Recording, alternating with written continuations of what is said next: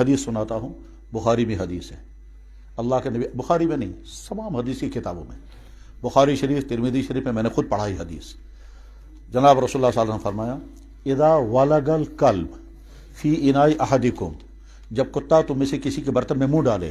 فاغسلوہ 7 مرات، اس کو 7 مرتبہ دھو۔ بعد میں جب تحقیق کی گئی تو پتہ چلا کہ کتے کے منہ میں ناپاک بھی ہے اور جراثیم بھی ہے۔ جراثیم کو ختم کرنے کے لیے 7 مرتبہ اور 8ویں مرتبہ مٹی سے دھونے کا حکم دیا گیا۔ مٹی سے دھونے کا حکم ترمذی شریف کی حدیث میں ہے، اور مٹی جو ہے وہ جراثیم کو ختم کرتی ہے، اس لیے مٹی سے دھونے کا حکم دیا گیا۔ میں نے ابھی بتایا تھا کہ ایک انگریز نے اسی پر اسلام قبول کیا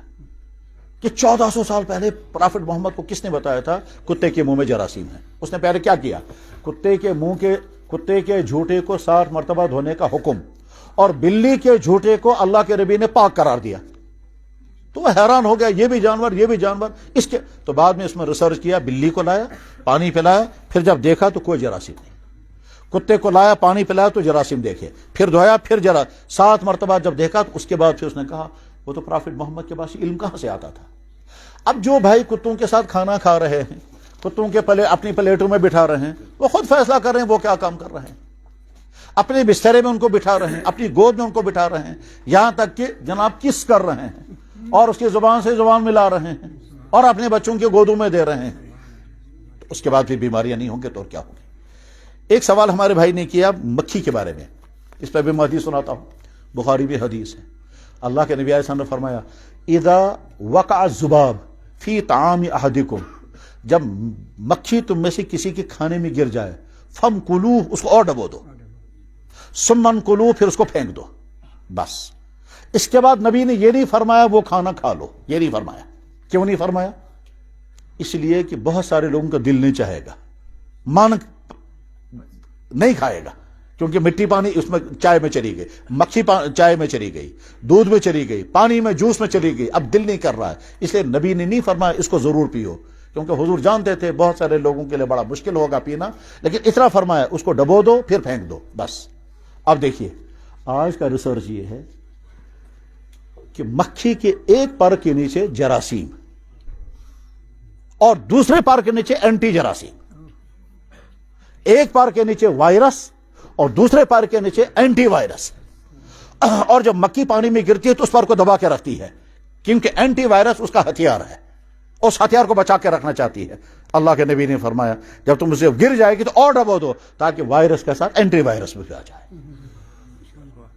یہ کس نے سکھایا تھا؟ محمد رسول اللہ صلی اللہ علیہ وسلم۔ اب اس کے بعد پھر مکھی ناپاک نہیں ہے، البتہ اللہ کے نبی نے یہ فرمایا رہا کتا مسجد میں آ سکتا ہے، کتا جانور ہے، وہ عقل نہیں ہے اس کے پاس۔ نبی علیہ السلام کے زمانے میں مسجد کھلی بھی ہوتی تھی، مسجد میں کتے آتے تھے، کتے کے مسجد میں آنے سے کوئی مسجد ناپاک نہیں ہوگی، ہاں جب وہ پیشاب کرے گا یا لعاب مسجد میں گرے گا تب مسجد ناپاک ہوگی۔ بخاری میں حدیث ہے، حضرت عبداللہ بن عمر رضی اللہ عنہ کہتے ہیں میں جوان تھا، گھر میں گنجائش نہیں تھی کہ میں اپنے باپ کے ساتھ رہتا، ہمارا گھر اتنا بڑا تھا کہ صرف میرے والد اور میری امی اس کمرے میں سو سکتے تھے، بس اس کے علاوہ کوئی گنجائش تھی ہی نہیں، اسے ابا جان مجھے کہتے تھے جاؤ رات کو مسجد میں رہو، میں رات کو مسجد میں سویا کرتا تھا ریت پر، رات کو مسجد میں کتے آتے تھے، میں اٹھ کر ان کتوں کو بھگاتا تھا، وکانت الکبار کلاب تمر فی المسجد، یہ بخاری میں حدیث کے الفاظ ہیں اور میں نے خود پڑھائی ہے۔ تو کتے مسجد میں آ سکتے ہیں، کتوں کے آنے سے مسجد ناپاک نہیں ہوگی، ہاں اگر وہ پیشاب کرے گا تب یا لعاب مٹی میں ڈالے گا تب ناپاک ہوگی، کیونکہ کتا بیچارہ جانور ہے،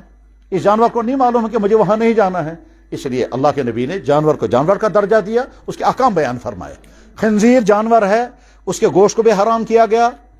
اور آج کے لوگ اچھی طرح سے جانتے ہیں کیا